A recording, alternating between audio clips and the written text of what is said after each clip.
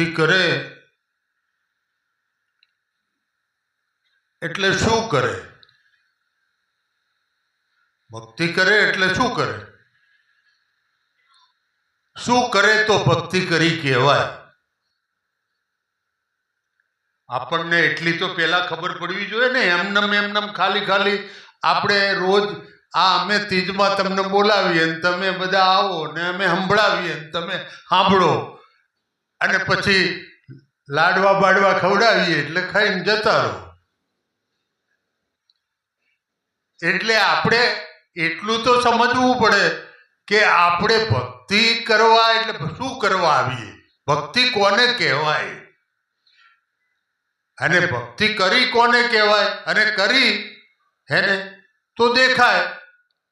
આજે એક છોકરો પરણવા જવાનો તો હોય તે તો ઘોડા ઉપર બેસીને વરરાજે કપડા વપડા પહેરીને તૈયાર થઈ અને હાથમાં પેલો ગજરો લઈને બેઠો હોય ને એટલે આપણને ખબર પડે કે આ પરણવા જાય છે. પણ આપણે પરણવા જઈએ છીએ કે નહીં એની ખબર જ નહીં પડતી. આપણે વિચાર કરો કે કોઈ દિવસ આપણને એમ થયું કે ખરેખર આપણે ભક્તિ કરીએ છીએ? હૃદયમાં એવો ભાવ જે દિવસ પેદા થાય, એવો ભાવ પેદા ક્યારે થાય? એવો ભાવ પેદા થાય ભજનથી.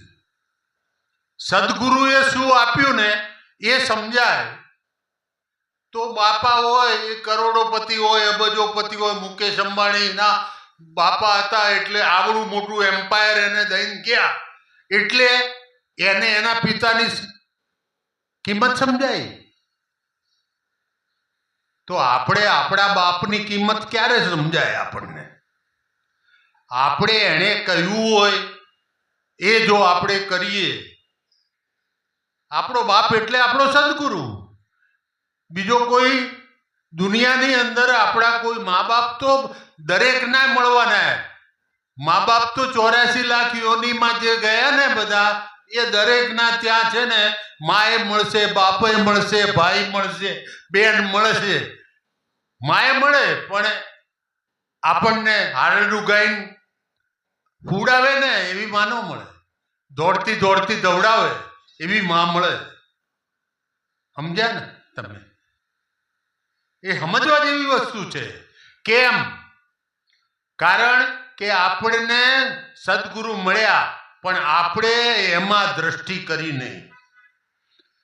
સદગુરુ મળવાથી આપણે ખાટી નથી ગયા. આપણે દર વખત કહીએ છીએ કે સદગુરુ મળી ગયા એટલે બધું મળી ગયું એમ માની અને આપણે ઊંઘી જઈએ. હે તો એથી કલ્યાણ થઈ જાય એવું નથી. ભક્તિ એવી નથી.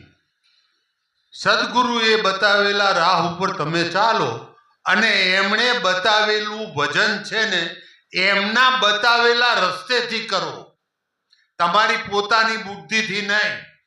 અત્યારે તો એવડા હમણાં મેં 1-2 જગ્યાએ સત્સંગ સાંભળ્યો તો અત્યારે તો લોકો પોતાની મરજી પ્રમાણે સત્સંગ કરતા હોય, પોતાની મરજી પ્રમાણે છે ને વાત કરતા હોય. હે આમાં તો જરા બી આડાઅવડા ચલાય એવું નથી. સદગુરુએ આપણને જે કંઈ કહ્યું ને અને આપણે જે કંઈ સાંભળ્યું એની અંદરથી એક દોરાવા બી દૂર રહો તમે તો તમારે અનુભવ થવાનો કોઈ આશા કદી રાખવી જ નહીં. આ મારી પહેલી તમને છેલ્લી આ એક સલાહ છે. તમે સદગુરુના અંદર કહેલા વચનમાં કોઈ પણ જાતનો ફેરફાર કરો તમારી બુદ્ધિથી હે ને તો તમારે અનુભવની આશા રાખવાની રહેતી નથી. તમારી 84 નક્કી. કોઈ નહીં કે હું કહી દઉં તમને. તમારી 84 નક્કી. 84 માંથી છૂટવાનો રસ્તો આ એક જ છે. અને એ ભજન તમે સદગુરુએ કહ્યું હોય એ પ્રમાણે તમે સદગુરુને જે વચન આપ્યું હોય એ વચનના પ્રમાણે જો તમે ભજન કરો અને અનુભવ કરો. नाम लिया इन्हें सब लिया, सभी शास्त्र का भेद, बिना नाम नरके गयो, पंडित पढ़ पढ़ चारो वेद. बोलो આવી ગયો 84 નો ખાણું. મેં કહ્યું તું એ આ સંતોની વાત છે, સંતોએ કહેલી વાત છે. એટલે આપણું નામ જો આપણને બરાબર પ્યારું લાગે, આપણું નામ પ્યારું લાગે છે, આપણી દીકરીનું નામ પ્યારું લાગે છે, દીકરાનું નામ પ્યારું લાગે છે. સદગુરુને 40 વર્ષ થઈ જાય, અરે દીકરી કાલ જન્મી હોય, દીકરો કાલ જન્મ્યો હોય ને એને કઈ થાય તો દોડતા દોડતા ગાડી બનાય કરી અને સીધા હોસ્પિટલ ભેગા થઈ જાય. શું કરવા? એટલામાં હજી 2 દિવસના 2 વાહનો છે.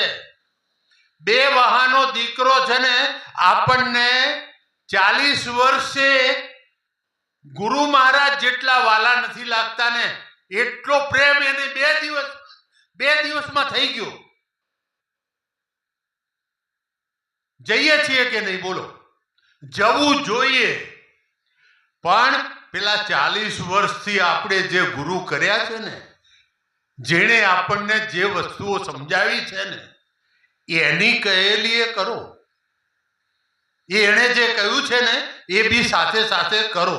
સંસારની વાતો છે ને એ ભક્તિથી અલગ નથી. સંસાર અને ભક્તિ બે તો પરમાત્માએ આ સૃષ્ટિનું સર્જન જ ના કર્યું હોત. શું કરવા બનાવી? આની જરૂરત ના હોત તો સંસાર ઉભો શું કરવા કરે? સંસાર છે ને એની એટલી જ જરૂર છે જેટલી છે 4 આશ્રમની અંદર આપણો ગૃહસ્થાશ્રમ સર્વશ્રેષ્ઠ માનવામાં આવ્યો છે.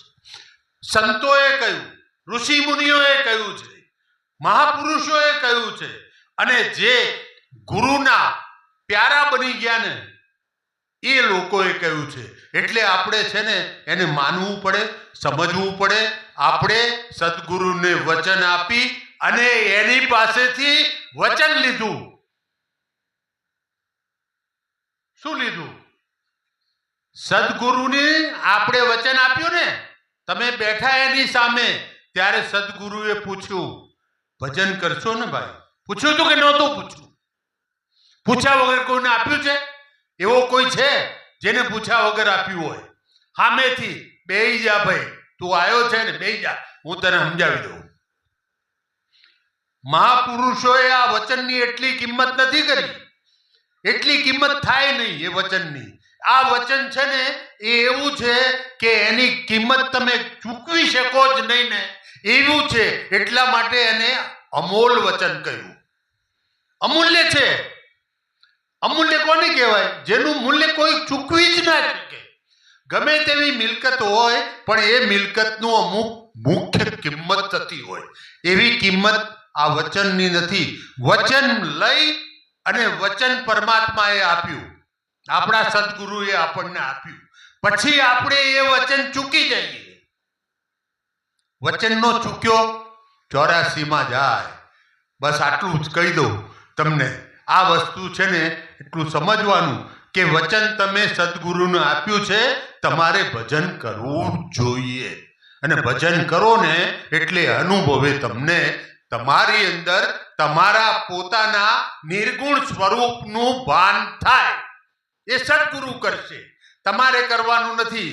સદગુરુની કૃપા વગર તમને કોઈ જાતનો અનુભવ થવાનો જ નથી. તમે તો ભજન કરો, ખાલી તમે ભજન કરો, કૃપા સદગુરુ કરશે અને તમારું કાર્ય પૂર્ણ કરશે. આજે એ કરશે અને જે દિવસ જશો ને અહીંયાથી, આ સંસારમાંથી જે દિવસ વિદાય લેશો એ વખત તમારું કલ્યાણ કરશે. પણ આગળની આદત હશે ભજન કરવાની તો એ વખતે યાદ આવશે. કારણ કે શરીરની બધી નાડીઓ તૂટતી હોય ને, 99 નાડી તૂટતી હોય અને બધા વાહ વહી ગયા હોય ને, એ વખતે શરીરની કોઈ એવી સ્થિતિ નથી હોતી. એટલા માટે નરસિંહ મહેતાએ શું માગ્યું? દામોદર દાદા મળ્યા તો એક જ વસ્તુ માગી કે હું જ્યારે જાઉં ને ત્યારે મારી સ્થિતિ કેવી હોય મને ખબર નથી. એટલે ખરાબ સ્થિતિ હોય તો મારામાં તમે રહેજો અને તમારામાં કાં તો આ દાસને રાખજો, તમારી દ્રષ્ટિમાં આ દાસને રાખજો, એટલે મારું છે ને મારું કામ પૂરું થઈ જાય. બોલો સદગુરુદેવની જય.